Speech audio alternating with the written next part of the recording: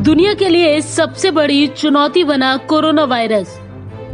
6 महीने बाद भी अनसुलझे हैं ये 5 सवाल। अब तक 1 करोड़ से ज्यादा लोग संक्रमित। महामारी पर कैसे पाया जाएगा काबू? कोरोना वायरस महामारी भारत समेत पूरी दुनिया के लिए अब तक की सबसे बड़ी चुनौती बनती जा रही है। 6 महीनों में पूरी दुनिया में 1.19 करोड़ से ज्यादा लोग कोरोना महामारी की चपेट में आ चुके हैं। वर्ल्डोमीटर के मुताबिक दुनिया में 1,19,41,000 से ज्यादा लोग संक्रमित हैं, जबकि मरने वालों की संख्या 5,45,000 के पार पहुंच गई है।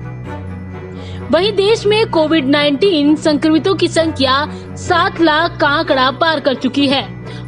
हालांकि अभी तक वैज्ञानिक कोविड-19 को लेकर 5 सवालों के जवाब नहीं खोज पाए हैं। साइंस जर्नल नेचर ने दुनिया के वैज्ञानिकों के हवाले से एक स्टडी रिपोर्ट पब्लिश की है। इनमें कोरोना वायरस को लेकर 5 सवालों का जिक्र किया गया है।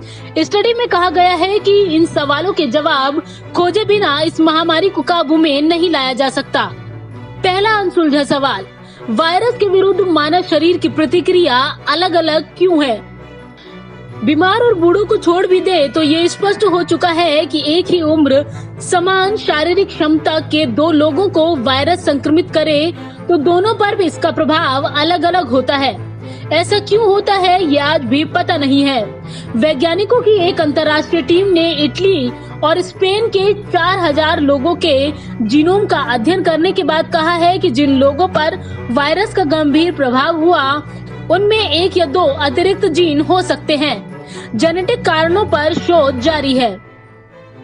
दूसरा अनसुलझा सवाल, संक्रमित होने के बाद कोविड के कब तक प्रतिरोधक क्षमता बनी रहेगी? अन्य कोरोना वायरस के मामलों में ये कुछ महीनों की ही पाई गई। इसीलिए आज भी कोविड-19 के बाद संक्रमितों में उत्पन्न एंटीबॉडीज पर अध्ययन करके ये जानने की कोशिश की जा रही है कि वे कितने समय तक बीमारी से प्रतिरक्षा प्रदान कर सकते हैं। तीसरा अनसुलझा सवाल, दुनिया के किसी हिस्से में वायरस ज्यादा घातक और किसी हिस्से में कम घातक क्यों है?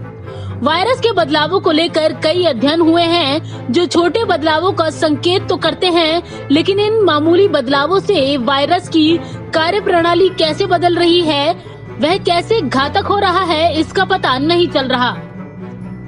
चौथा अनसुलझा सवाल, क्या हमें कोरोना का वैक्सीन मिलेगा और क्या ये काम करेगा?